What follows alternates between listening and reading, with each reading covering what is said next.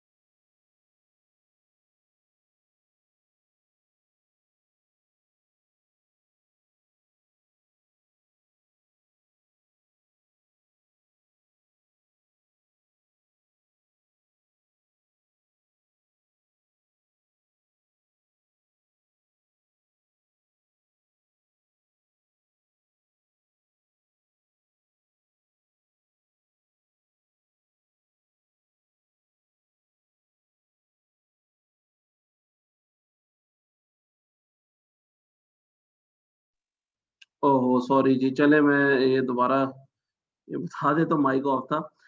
अच्छा, इस वीडियो में आपने कंसिस्टेंसी को थोड़ा सा रिवाइज किया, ये हमने ऑलरेडी पहले भी कर लिया था।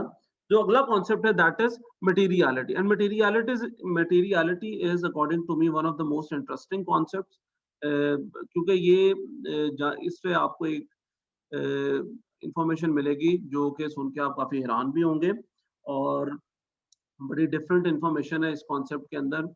और one of the most interesting concepts है अकाउंटिंग का materiality. Materiality is derived from the word material. Material means, एक तो मटेरियल है ना जो आप इस्तेमाल करते हैं काम में, चीजें बनाने में मटेरियल होता है। तो here materiality is actually the English version of material which means important. तो हम कहते हैं ना something is material means something is important. So here materiality means important. How much important is a thing? Materiality क्या है उसकी importance क्या है? तो यहाँ पे importance की बात हो रही है materiality की। अच्छा, और importance भी किसकी importance? Importance of the transaction. तो एक ट्रांजैक्शन की इंपॉर्टेंस की बात हो रही है यहाँ पे, which means that the accountant should determine the materiality of the transaction. यानी एक अकाउंटेंट को किसी भी ट्रांजैक्शन को रिकॉर्ड करते वक्त या उसे करने से पहले उसकी इंपॉर्टेंस का अंदाजा होना चाहिए, और उस हिसाब से उसके मुताबिक फिर उसको उसकी रिकॉर्डिंग करनी चाहिए। इसका मतलब ये हुआ कि कुछ ट्रांजैक्शंस हो सकता है इंपॉर्टेंट ना हो, आपको उनको रिकॉर्ड ही नहीं करना। According to the concept of materiality, all transactions are not material and it is up to the accountant to decide whether a transaction is material or not, which means whether to record it or not. तो हर transaction को record करने नहीं बैठ जाना, ना इतना time है, ना इतने रिसोर्सेज है, ना जरूरी है हर ट्रांजैक्शन को रिकॉर्ड करना। फॉर एग्जांपल जी, एक कंपनी है एंड लेट्स से आजकल की बड़ी कंपनीज है में से एक माइक्रोसॉफ्ट है फॉर एग्जांपल। अब माइक्रोसॉफ्ट के ऑफिस में उनको चाहिए था, एक रबड़ चाहिए था मिटाने के लिए, पेंसिल, और वो 1 रुपए का रबड़ था और 1 सेंट का गैले रबड़ था। अब उन्होंने अपने पीएन को कहा, जी जाओ जल्दी से एक रबड़ ले आओ, हमारे पास खत्म हो गए। वो पीएन लेके आया, 1 सेंट का रबड़ आया। अब अकाउंटेंट को पता चला जी एक ट्रांजैक्शन हुई है। Transaction means any event that has a monetary value. तो ट्रांजैक्शन तो हुई है, रबड़ पैसे का आया है, 1 सेंट का आया है। तो अकाउंटेंट क्या करता है, सारे काम छोड़ के, अब माइक्रोसॉफ्ट जैसा बिजनेस जिसकी करोड़ों की ट्रांजैक्शन 1 सेकंड में हो रही होती हैं, करोड़ों डॉलर्स की ट्रांजैक्शन 1 सेकंड में हो रही होती हैं, उसका अकाउंटेंट सारा कुछ छोड़ के कह रहा है कि मैं रिकॉर्ड करता हूँ जी एक रबड़ तुम पीएन लेके आया 1 सेंट का। अब उसकी रिकॉर्डिंग के दौरान उसने इतना काम जो छोड़ा, that was worth millions of dollars. इतना टाइम उसने जो लगाया इस ट्रांजैक्शन को रिकॉर्ड करने में, that was worth millions of dollars. And in this scenario आप लोग भी कहेंगे कि सर 1 सेंट रिकॉर्ड ना भी करता तो खैर थी, क्योंकि that 1 cent is not material, that 1 cent is not material for Microsoft. या चले डॉलर की भी बात करें जी, 1 डॉलर का चले कोई सामान आता तो वो अगर अकाउंटेंट रिकॉर्ड करता तो कहें जी दैट इज नॉट मटीरियल। वो क्यों रिकॉर्ड किया उसने, that is not important for Microsoft. और वो बल्कि रिकॉर्ड करने से नुकसान हुआ माइक्रोसॉफ्ट को, ना रिकॉर्ड करता खैर थी। तो यहाँ पे this transaction was not material for Microsoft. लेकिन ऑन द अदर हैंड, एक रेडी वाला है जी फॉर एग्जांपल, और वो कोई सामान बेच रहा है और वो 1 डॉलर की कोई परचेज करता है, उसके लिए दिस इज मटेरियल, क्योंकि 1 डॉलर फॉर अ रेडी वाला is very important as compared to $1 for Microsoft or any other big company. तो materiality is different for every business. यहां से हमें इस एग्जांपल से एक बात पता चलती है that materiality is actually different for different businesses. एक अमाउंट या एक ट्रांजैक्शन जो एक बिजनेस के लिए मटेरियल नहीं थी, वो दूसरे के लिए है मटेरियल। तो 1 डॉलर माइक्रोसॉफ्ट के लिए मटेरियल नहीं था, लेकिन एक रेडी वाले के लिए मटेरियल था। तो माइक्रोसॉफ्ट इसको रिकॉर्ड ना करे और रेडी वाला इसको रिकॉर्ड करेगा, क्योंकि उनके लिए डिफरेंस है इंपॉर्टेंस के अंदर। So this is what materiality concept basically says. It basically says that first of all determine the materiality of the transaction, the importance of the transaction, and then record it or do not record it. तो यहाँ पे accountant की judgement fall करती है कि materiality है क्या। ठीक है। अच्छा, अब एक और सिनेरियो आपको देता हूँ। $1 वाला सिनेरियो तो दे दिया। अब मटेरियलिटी के अंदर भी ना एक डिफरेंट कॉन्सेप्ट आ जाता है, बल्कि 2 कॉन्सेप्ट्स निकलते हैं यहाँ पे। मैंने जो बात की वो $1 की बात की। Now dollar is an amount, money amount, और amount of $1 was not material for one company and material for the other business. लेकिन कभी कभार ये $1 भी बहुत इंपॉर्टेंट होता है। ये $1 भी बहुत इंपॉर्टेंट होता है।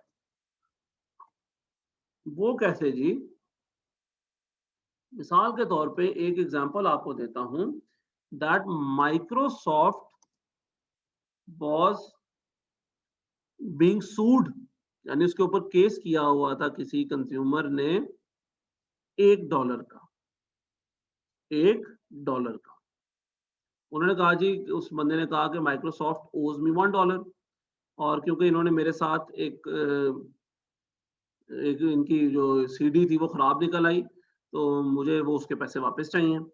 और अमेरिका में तो ऐसे केस होते भी रहते हैं, पाकिस्तान में भी अब आजकल शुरू हो गए। अच्छी बात है, consumer courts are active now.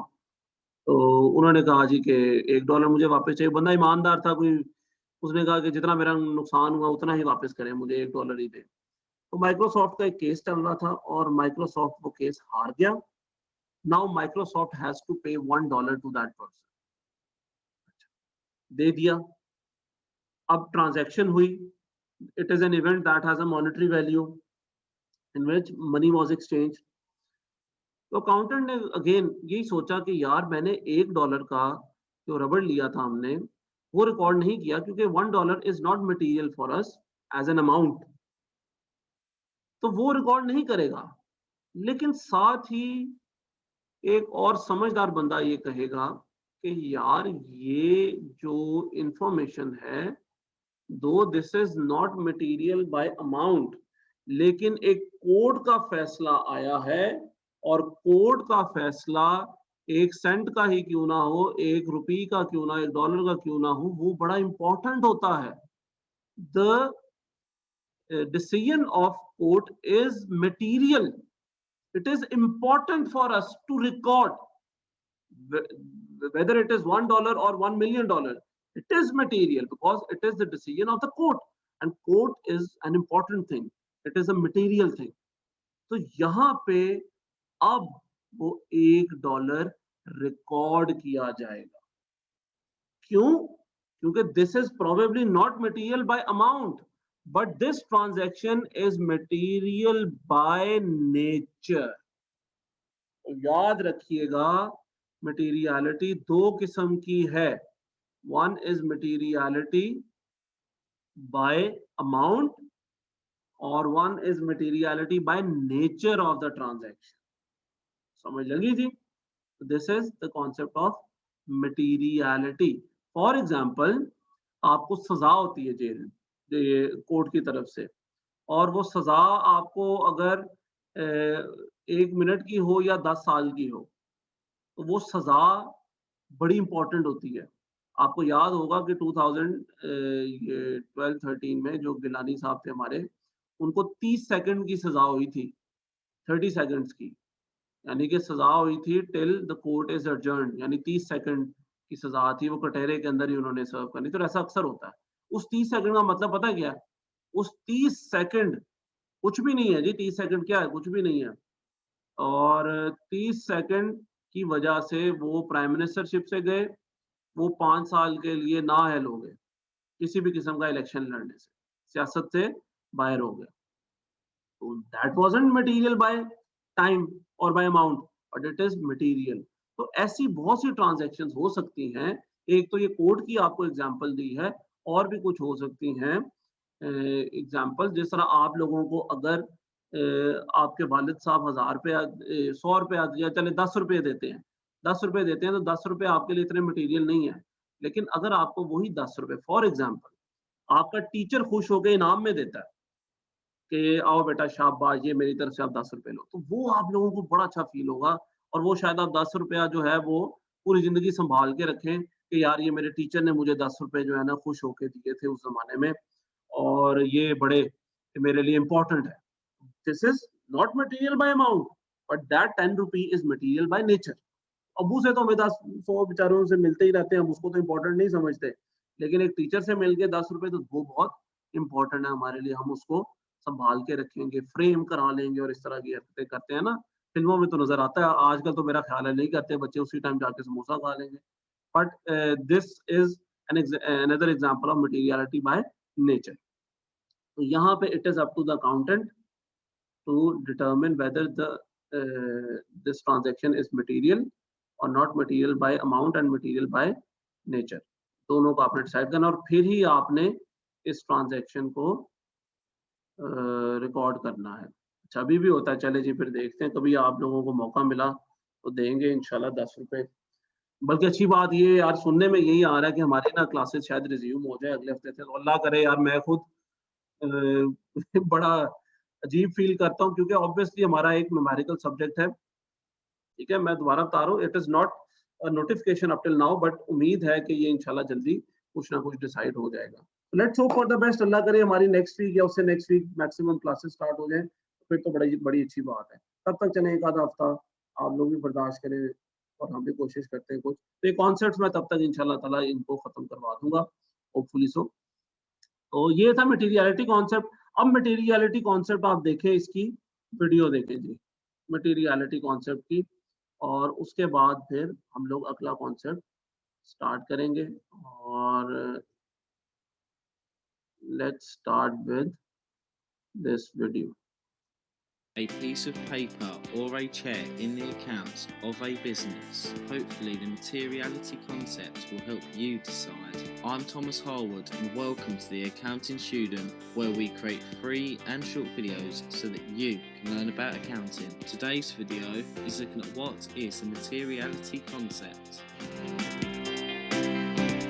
To start with, there are a few concepts or rules of accounting. They are well known and referred to by many as the accounting concepts. These concepts are fundamental in preparing the final accounts of an entity, and to a certain extent the accounting concepts help to make the final accounts current and reliable to its users. Overall, there are 10 main accounting concepts. Following on from the business entity concept is the materiality concept, which we will look at in this video. The materiality concept identifies that some items are of such low value that it is not worth recording them separately because they are not material. Just think about it for a minute. Does it make sense for a business to record every piece of paper in its office, or for a school to include every pen and pencil they have bought in their accounts? The concept can be applied to the accounts of a business. The materiality concept illustrates that low value fixed assets are not worth recording as fixed assets in the balance sheet of the accounts. Subsequently, the low value fixed assets will be treated and recorded as expenses in the profit and loss account. If these items were incorrectly treated as fixed assets instead of expenses, then this could have a big effect on the profits and value of a business. Let's look at some examples to illustrate the concept in greater detail. An events manager, Jo, has a diary for her clients and their bookings. Is she correct to account the diary as a fixed asset of the business? Well, when applying the materiality concept, Jo would be incorrect to do this, because the concept expresses that low value items are not worth recording and should be treated as an expense. Blue Tea Limited have been recording all of their small and minor expense items into individual ledger accounts since the business began. They are considering changing this but don't know what to do. Please advise them. Blue Tea Limited would be strongly advised to record the expenses in one big ledger account. The materiality concept states that items of such low value are not worth being recorded separately because they are not material. Therefore, applying the materiality concepts to the small and minor expense items of Blue Tea Limited should be grouped together as one expense account and be called something along the lines of other expenses or sundry expenses. So that was the definition of the materiality concept. If you enjoyed it, press तो चले जी, ये इसमें आपने एक और पहलू देखा materiality concept का, और वो ये था कि मटेरियलिटी एक तो ये ना कि ट्रांजैक्शन को रिकॉर्ड ही ना करे, एक है उसको किसी और तरीके से रिकॉर्ड करे। All in all basically materiality means कि how important is a transaction to be recorded in different ways, either recorded और नॉट, या if you want to record it how to record it. ठीक है, तो ये सारा depend करता है मटेरियलिटी के ऊपर, यानी उसकी इंपॉर्टेंस के ऊपर ट्रांजैक्शन की। ठीक है, अच्छा यहीं से हम दूसरा एक एग्जांपल निकालते हैं, और वो है जी इसी एग्जांपल का ही एक कंटिन्यूएशन आप कह लें, एग्रीगेशन एंड ऑफसेटिंग का। ठीक है, एक सेकंड, कोई सवाल है? आप लोग बेटा साथ साथ अगर कोई सवाल हो ना तो जरूर करते रहिएगा, साथ साथ लिखते रहिएगा, मैं देखता रहता हूँ चैट को वक्तन फवक्तन, तो उसमें वो आपका सवाल आ जाएगा। अच्छा जी, नेक्स्ट जो कॉन्सेप्ट है अकाउंटेंट को जो जहन में रखना चाहिए, वो मटेरियलिटी से ही आपने देखा उसकी ब्रांच निकलेगी, that is aggregation and offsetting. अच्छा, an accountant can, an accountant probably sometimes should, and probably sometimes should not aggregate or offset different amounts. Means एक अकाउंटेंट के पास ऑप्शन है, और कभी कभार नहीं भी होती, कभी करना चाहिए कभी नहीं भी करना चाहिए, डिफरेंट आइटम्स या डिफरेंट ट्रांजैक्शंस को इकट्ठा करना या उनको नेट ऑफ करना। ऐसा नहीं होना चाहिए, या होना चाहिए, ये एक अकाउंटेंट की अगेन डिस्क्रिप्शन है, that depends on materiality. Actually मैं आपको एक एग्जांपल के तौर पे बताता हूं कि अगर आप फॉर एग्जांपल कैश देखते हैं, आपने बैलेंस शीट के अंदर कैश देखा, आपने बैलेंस शीट के अंदर इन्वेंट्री देखी, आपने बैलेंस शीट के अंदर अकाउंट्स रिसीवेबल देखे, ये वो चीजें हैं जो कि आपको आपने देखी हुई है बैलेंस शीट में। अच्छा, और आपने साथ ही बैलेंस शीट में for example property, plant and equipment, इसको पीपीई भी कहते हैं। ठीक है, कभी कभार आप मशीन को लहदा देख लेते हैं, लैंड को लहदा देख लेते हैं, और फर्नीचर इक्विपमेंट को लहदा देखते हैं, तो ये एक नाम भी है। ठीक है, फॉर एग्जांपल ये आपके सामने कुछ चीजें हैं। अब आप तो ये देखते हैं कि कैश कैश के तौर पे लिखा हुआ है और उसकी एक अमाउंट है, but there is a story between this amount. ये जो कैश है, ये कैश इन हैंड भी है और कैश एट बैंक भी है। एक जमाने में आप इसको लहदा लहदा ही पढ़ते थे, लेकिन अब आजकल जो ट्रेंड है उसके मुताबिक आप इसको एक ही करते हैं। आपने यानी अकाउंटेंट ने लिखा सिर्फ कैश, लेकिन एग्रीगेट कर दिया कैश इन हैंड और कैश एट बैंक को, तो ये लिखा गया एग्रीगेट करके, यानी मिला के।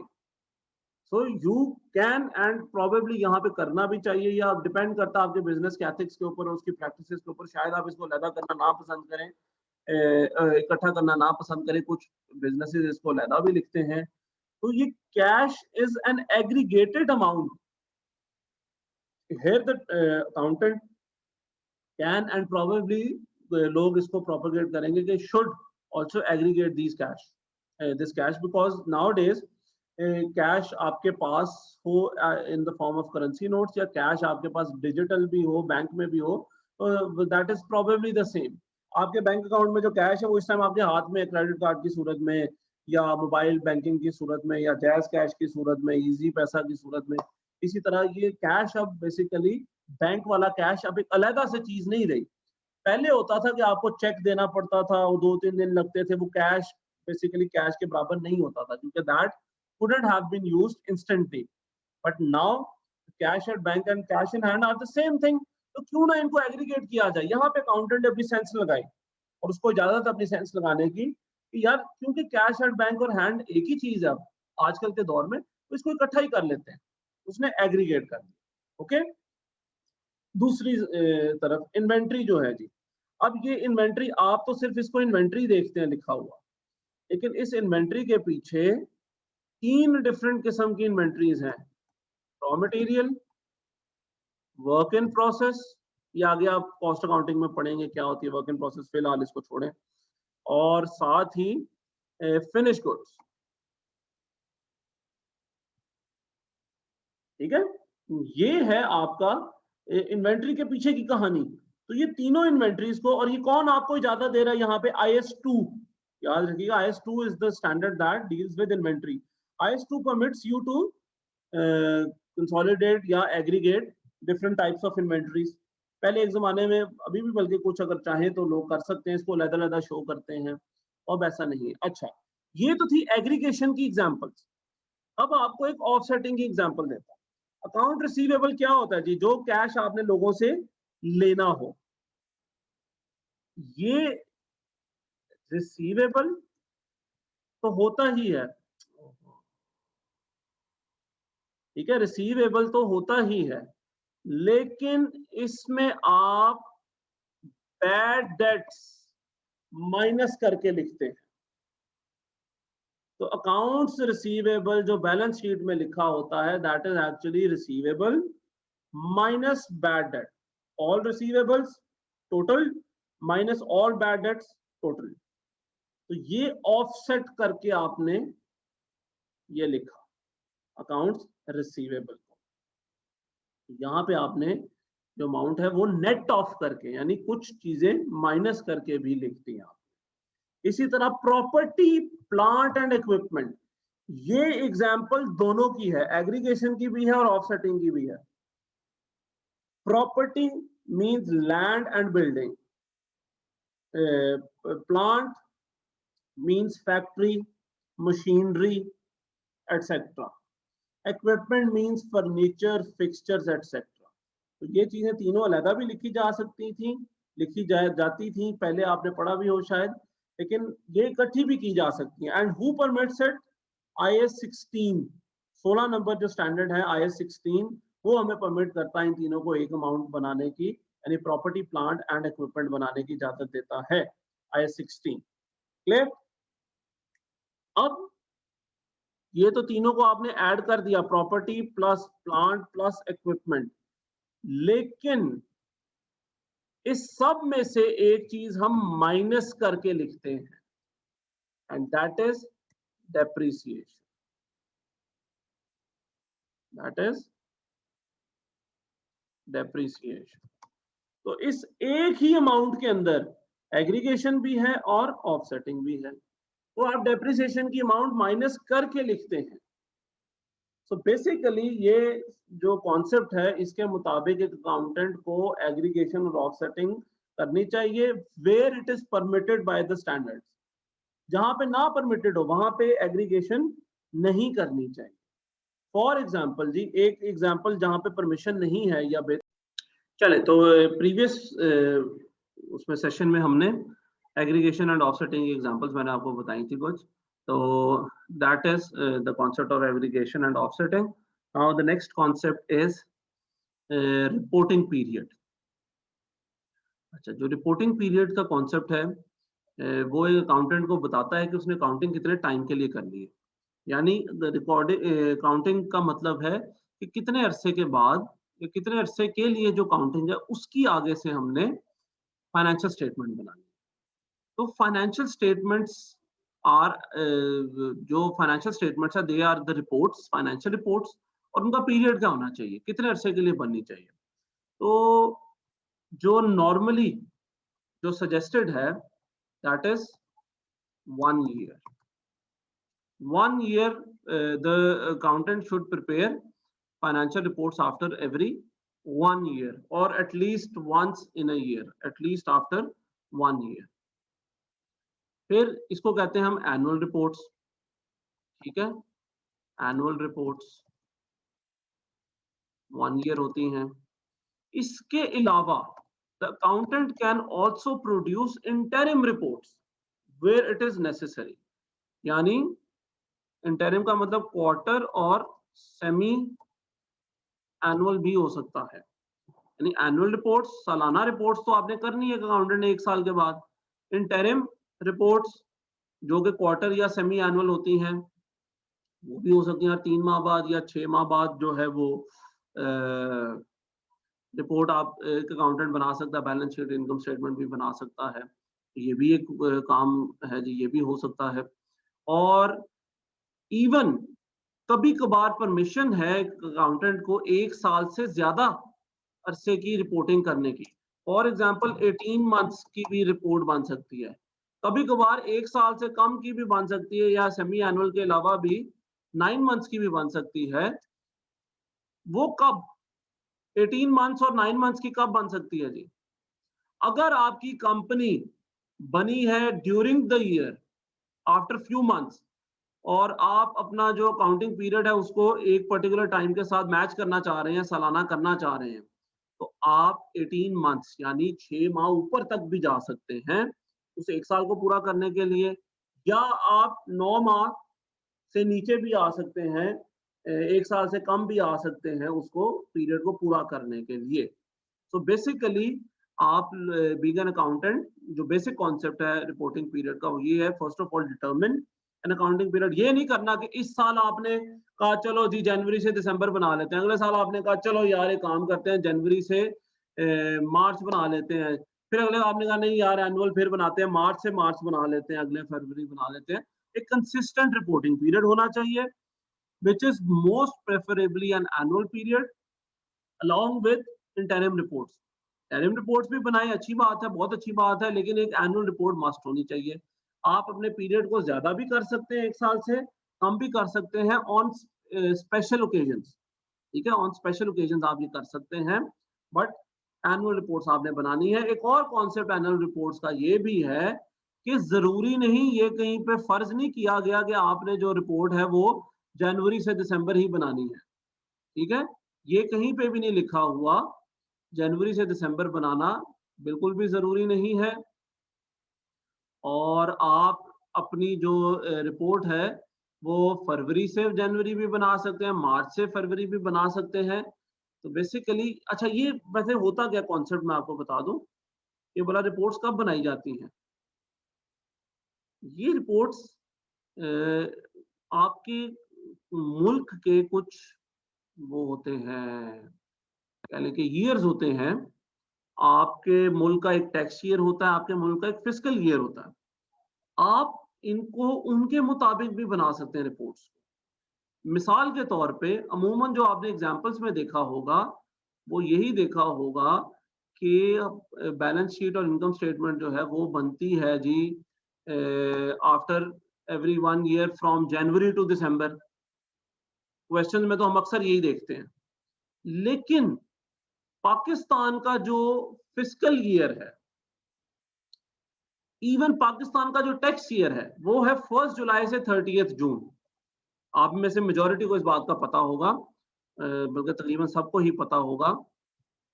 तो एक पाकिस्तानी कंपनी इसको अपने रिपोर्टिंग पीरियड को, काउंटिंग रिपोर्टिंग पीरियड को लेके जा सकती है, बल्कि इंक्लूड कर सकती है फ्रॉम 1 जुलाई टू 30 जून। इससे क्या होता है? इससे आपको रिकॉर्डिंग में बहुत आसानी हो जाती है। आपका टैक्स ईयर सेम होता है, आपका फिस्कल ईयर सेम होता है, आप अपने मुल्क के हिसाब से चल रहे हैं। वरना क्या होगा? आपका अगर टैक्स ईयर है फॉर एग्जांपल जून से जुलाई से जून पाकिस्तान में, और आप अकाउंट्स बना रहे हैं जनवरी से दिसंबर, अब आपकी जो टैक्सेशन है वो तो रिकॉर्ड हो जाएगी क्या कहते हैं जून जुलाई में, मतलब जब 30 जून खत्म होगा आपका टैक्स कैलकुलेट हो जाएगा। लेकिन ये जाके आप रिकॉर्ड करेंगे या अपने अकाउंट्स में शो करेंगे दिसंबर में, तो ये 6 माह का आपको जो है ट्रांजिशनरी पीरियड ये फेस करना पड़ सकता है, which is obviously problematic for you. आपको वो रिकॉर्डिंग अलग करनी पड़ेगी, फिर 6 माह के लिए आपको पेएबल बनाना पड़ेगा, फिर वो पेड में जाएगा तो इनकम स्टेटमेंट में जाएगा, तो आपकी रिकॉर्डिंग थोड़ी मुश्किल हो जाएगी। इस तरह बहुत सी चीजें आपकी, टैक्सेस आपके 6 माह कोई और थे, और उसके बाद अगले 6 माह टैक्सेस और हो गए। तो जब आप चीज़ें खरीदे बेचेंगे, आप उस हिसाब से टैक्सेस कैलकुलेट करेंगे, 6 माह की अलहदा से बनाएँगे टैक्स स्टेटमेंट और या वैल्यूज़, और अगले 6 माह की अलहदा से कैलकुलेट करेंगे। तो ये आपके लिए थोड़ा कंपैरेटिवली मुश्किल हो जाएगा। अच्छा, फिर इसका आसानी क्या है कि आप अपना जो काउंटिंग पीरियड है उसको अपने फिस्कल ईयर के साथ ही रिकॉर्ड करें तो बेहतर है। ठीक है?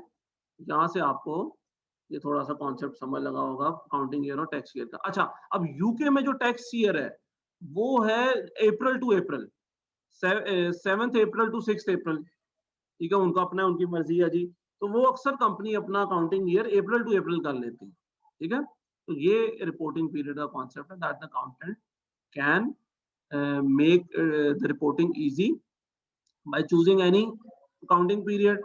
The accounting period must be once मतलब in 1 year यानी annual reports तो होनी चाहिए along with interim reports भी हो सकती हैं and accounting period can on special occasions be more than a year or less than a year as well. ठीक है? अच्छा, फिर मैं बता दूं बेटा ये सारी गाइडलाइंस हैं। इसका मतलब है ये अकाउंटेंट ये सब कुछ कर सकता है, जरूरी नहीं उसने यही करना है। अकाउंटेंट की मर्जी है जी वो कुछ भी करे, वो अपना अकाउंटिंग पीरियड कुछ भी कर ले। ये लेकिन गाइडलाइंस हैं ये सारी, ये कॉन्सेप्ट्स हैं। बेहतर है कि आप यही करें। अच्छा, नेक्स्ट कॉन्सेप्ट इज प्रूडेंस और कंजर्वेटिज्म। ये भी बड़ा मजे का कॉन्सेप्ट है मटेरियलिटी की तरह। प्रूडेंस का मतलब होता है मोहतात, ठीक है? मोहतात होना प्रूडेंस का मतलब है। और कंजर्वेटिज्म का मतलब ये है कि जरा थोड़ी कंजूसी करना, थोड़ा मोहतात हो जाना, कंजर्वेटिव हो जाना किसी चीज को लेके। अकाउंटेंट कंजर्वेटिव कैसे हो सकता है, ये कॉन्सेप्ट जरा गौर से सुनिएगा, बड़ा इंपॉर्टेंट है और बड़ा डिफरेंट भी है। An accountant should be prudent और conservative while recording transactions. This means एक अकाउंटेंट को जब वो रिकॉर्ड कर रहा हो, बहुत बढ़ा चढ़ा के अपनी अच्छाइयां नहीं बतानी चाहिए और अपनी जो खामियां हैं वो ज्यादा करके बतानी चाहिए। अच्छा, अब कंपनी के लिए क्या अच्छाइयां और क्या बुराइयां हैं? This means that the accountant should not exaggerate the assets and incomes. तो एसेट्स और इनकम्स को बहुत ज्यादा नहीं बताना चाहिए, बल्कि कम से कम बताना चाहिए। यानी वो ही सिर्फ एसेट और इनकम बताई जाए जो कि श्योर शॉर्ट हैं, ख्याली नहीं कि हमने ये अज्यूम कर लिया ये होगा या ऐसा होगा, हमारे पास ये एसेट आ जाएगा, हमारे पास इनकम आ जाएगी कभी ना कभी, हम काम कर रहे हैं जी, मेहनत कर रहे हैं, ऐसा नहीं। Whereas जो बुराइयां हैं यानी एक्सपेंसेस एंड लाइबिलिटीज, इनको ज्यादा से ज्यादा शो करना चाहिए। ये नहीं कि अमाउंट ज्यादा बता दें, यानी जैसे ही खदशा जाहिर हो जाए उसको आपको रिकॉर्ड कर लेना। जैसे ही खदशा जाहिर हो जाए आपको अपनी जो वो लाइबिलिटी या एक्सपेंसेस को रिकॉर्ड कर लेना चाहिए। जैसे कि मैंने लास्ट क्लास में एक एग्जांपल दी थी वारंटी की, किसी ने पूछा था तो उसमें मैंने बताया था वारंटी क्लेम्स अभी आपको आने होते हैं, आपको नहीं पता कितने आने हैं या आने भी है या नहीं, लेकिन खदशा जाहिर करते हुए आप अच्छी बात है कि इस एक्सपेंस को पहले से रिकॉर्ड करें। अच्छा, अब आप ये नहीं कर सकते कि यार मेरी इतनी सेल्स तो कम से कम हो ही जाती हैं तो मैं पहले से रिकॉर्ड कर लेता हूँ, नहीं। सेल्स जब तक नहीं होंगी, इनकम जब तक नहीं आएगी, आप रिकॉर्ड नहीं करेंगे। लेकिन एक्सपेंस को देखते ही, खदशा जाहिर करते ही आपने रिकॉर्ड कर लेना है। इससे फायदा क्या होगा? इससे फायदा ये होगा कि आपकी जो प्लानिंग है वो अच्छी हो जाएगी। वरना अगर आप अपने एसेट्स और एक्सपेंसेस को भी बहुत ज्यादा शोखियां मार मार के रिकॉर्ड कर लें और वो उतने ना हो तो आपको मसला है। लेकिन एक्सपेंस अगर ज्यादा आप रिकॉर्ड करते हैं, वो उससे ज्यादा नहीं होंगे, कम नहीं होंगे, तो आपका फायदा ही होगा। क्योंकि आपने तो अपनी तरफ से वो सबसे ज्यादा जो वर्स्ट सिनेरियो है वही आपने सोचा हुआ था, उससे जो भी काम होगा वो बेहतर ही होगा। तो वो आपके लिए प्लानिंग के लिए फिर भी ठीक है, बजाय इसके कि आप अपने एसेट्स को एग्जैजरेट कर लें। ये अक्सर बेटा रियल लाइफ में भी हम ऐसे करते हैं। आप लोगों ने अगर कोई पैसे इकट्ठे करने हो तो आप एम ही शोकियां मान लेते हैं, ओ यार अब्बू से मैं 1000 रुपया ले लूंगा और ये मेरे मामू आएंगे उनसे 2 ले लूंगा और मेरा दोस्त है वो मुझे 2-3 हज़ार रुपया एम ही दे देगा, तो 5000 रुपया तो मेरे पास आ जाएगा, चलो मैं एक बुकिंग करवा लेता हूँ रेस्टोरेंट की, ठीक है कि 5000 रुपया बिल आ जाएगा, बन जाएगा, कोई मसला नहीं। अब वो अब्बू ने कहा जी कि 1000 रुपया नहीं 500 मिलेगा और मामू ने कहा जी कि मैं तो बिल्कुल भी नहीं दे रहा, दोस्त ने कहा कि तेरी इतनी अच्छी शक्ल ही नहीं है, तू मेरा इतना अच्छा दोस्त ही नहीं है कि मैं तो इतने पैसे दूं। अब क्या होगा, आपने बुकिंग तो करा ली थी तो आपको जलालत का सामना करना पड़ेगा। ठीक है, दोस्तों को भी बुला लिया था कि आ जाना जी, खाएंगे पिएंगे, पैसे हैं मेरे पास। लेकिन इसकी बजाय अगर आप वो पता होता कि यार मेरे पास 1000 रुपये आएगा और आप उस हिसाब से कोई बुकिंग करवा लेते हैं, वो 1000 का 2000 आ जाएगा, 1000 से कम नहीं आएगा। यानी ये आपने पहले कैलकुलेशन की कि 1000 से कम नहीं आएगा। लेकिन अगर आप 1000 रुपए के हिसाब से बुकिंग करवाते, उस हिसाब से दोस्तों को बुलाते, तो आपके पास ज़्यादा पैसे आ गए तो आपका नुकसान नहीं होगा, ठीक है? वरना तो आपका नुकसान हो जाना था। तो ये इसके पॉइंट ऑफ व्यू से ये रियल लाइफ में भी इवन आपको ये फॉलो करना चाहिए। जिस तरह आपसे अगर पूछा जाए कि जी मार्क्स कितने आएँगे? आपके अब्बू पूछते हैं, तो आप एक तो है ना कि निकम्मे स्टूडेंट जो होते हैं वो हमेशा कहते हैं, निकम्मे मीन्स निकम्मे ही कह लें आप, कि वो हमेशा कहते हैं जी बस चौका पक्का है इस बार। क्योंकि उनको वो पेपर बड़ा अच्छा लग रहा होता है, तो उनके लिए बहुत अच्छा होता है, लेकिन होता नहीं है एक्चुअली। तो ज़्यादातर जो मसला है वो या इवन लाइक बच्चे भी हैं, वो क्या करते हैं कि वो बहुत ज़्यादा एक्सपेक्टेशन लगा लेते हैं कि हमारा तो चौका पक्का ही है। अपने अब्बू को भी बता देते हैं, अब्बू जी मेरा चौका आ जाएगा। अच्छा, अब एक जो बेचारा प्रूडेंट स्टूडेंट है, वो उसका पेपर अच्छा हुआ होता है, लेकिन वो कहता है यार मेरा ना 2 आ जाएगा, 61 आ जाएँगे जी। दूसरा बच्चा कहता है मेरा चौका पक्का है, 85 मार्क्स पक्के हैं।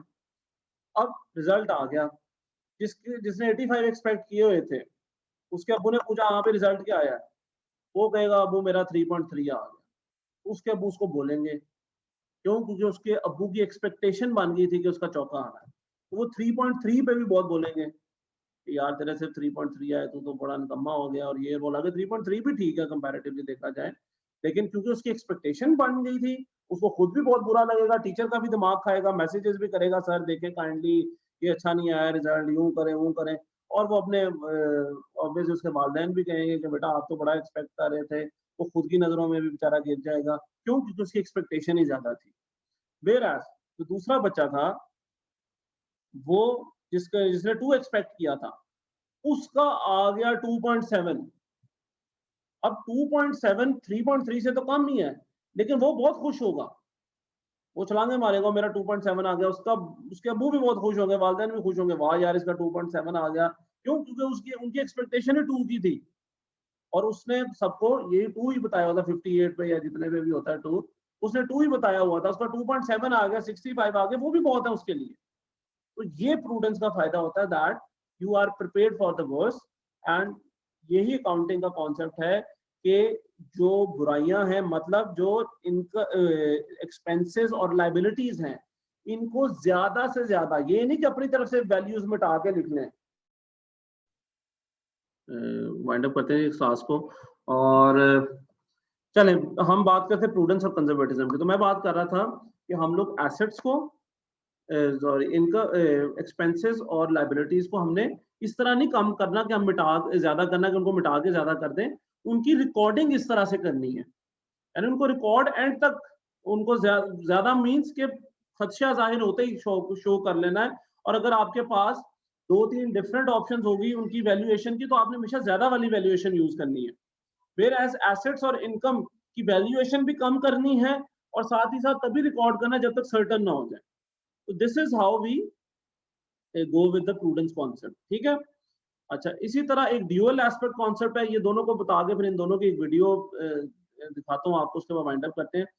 Dual aspect concept means that every transaction has two aspects, one is debit, one is credit, यानी a transaction is not single recorded single on a single aspect, double aspect है। इस कॉन्सेप्ट को ना भी रहने दे, क्योंकि इसके बाद ना एक कॉन्सेप्ट हमने जो शुरू करना है ना, वो है डबल एंट्री का कॉन्सेप्ट। तो ये डबल एंट्री के कॉन्सेप्ट के साथ इसको डिटेल में करेंगे। आज प्रूडेंस के ऊपर ही हम खत्म करते हैं। मैं आपको एक वीडियो दिखा दूं प्रूडेंस कॉन्सेप्ट की और उसके बाद आप फिर इसको हम खत्म करेंगे। चले जी, ये वीडियो देखें और उसके बाद फिर मैं कंक्लूडिंग रिमार्क्स दूंगा। The prudence concept means. Hopefully you'll have a better understanding after watching this video. I'm Thomas Harwood and welcome to the Accounting Student, where we create free and short videos so that you can learn about accounting. Today's video is looking at what is the prudence concept.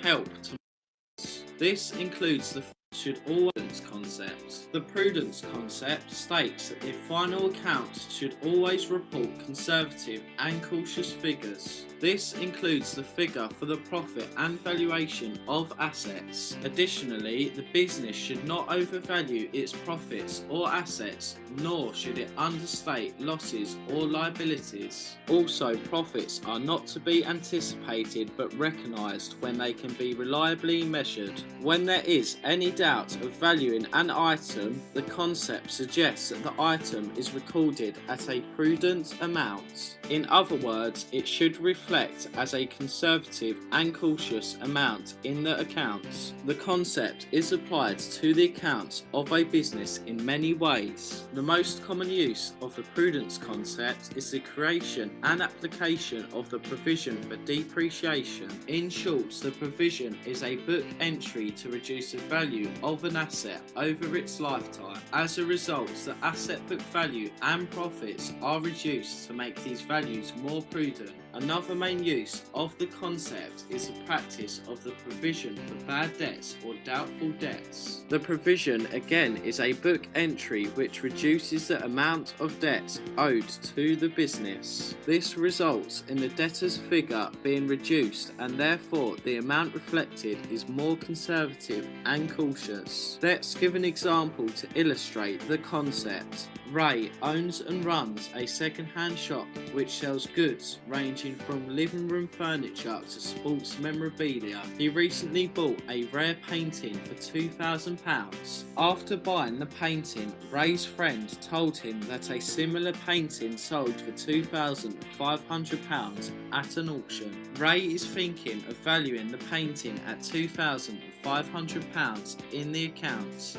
Is he correct? Well, in this situation, Ray would be incorrect. By following the prudence concept, Ray should not value the painting at the current market price, i.e. the auction price, because it will cause the profits and value of assets, more specifically the painting, to be overstated in the accounts. Furthermore, the auction price is also an estimate value of the painting at the current time. The concept disagrees with estimating the value of items because they should only be recognised when they can be reliably measured. Therefore, Ray should record the painting as the amount it costs the business, which will be £2,000. This results in the profits and values being prudent. So that was a definition of the prudence concept. If you enjoy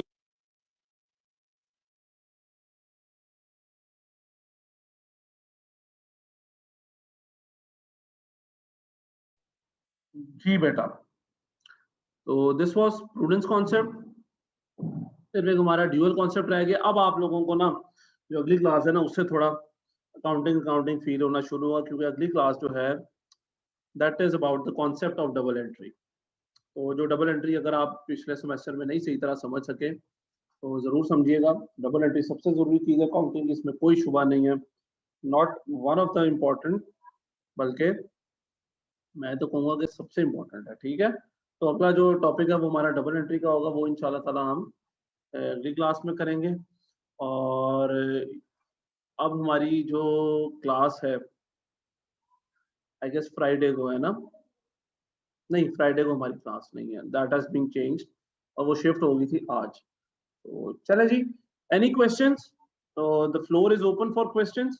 अगर आपको कोई सवालात हैं आज के lecture से related, even पिछले lecture से रिलेटेड, या वैसे भी अगर आप पूछना चाहते हैं तो you can, the floor is open, the mic is open, I mean आप पूछ सकते हैं जी मेरे से। तो हैं कोई क्वेश्चन तो आप पूछो बेटा।